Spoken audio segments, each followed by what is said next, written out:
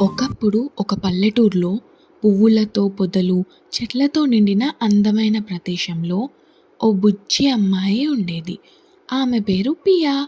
పియా ఎంతో చంచలంగా ఉండేది.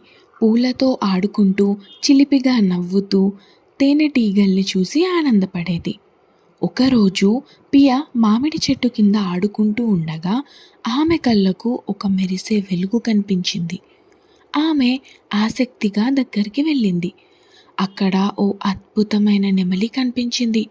వెండి వర్ణపు రెక్కలతో అతడు మెరిసిపోతూ నెమ్మదిగా మాట్లాడాడు. హలో బుజ్జి పాపా, నేను మిస్టర్ పి, ఈ తోటకి మాయా రక్షకుడు. పియా చప్పట్లు కొడుతూ నవ్వింది.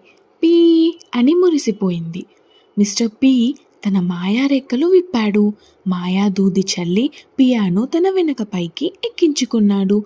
వారు ఎగిరారు. తోటల పైగా, చెట్ల మధ్యగా, ఇంద్రధనస్సులా గుండా ఎగిరారు. సూర్యుడు అస్తమించుతున్నప్పుడు మిస్టర్ పి పియాను తిరిగి తోటకు తీసుకొచ్చాడు.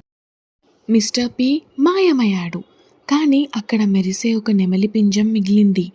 ఆ రోజు నుండి పియా ఎప్పుడైనా ఒక నెమలి పింజం కనిపెట్టిందంటే అవును, మిస్టర్ పి దగ్గరే ఉన్నాడని అర్థం.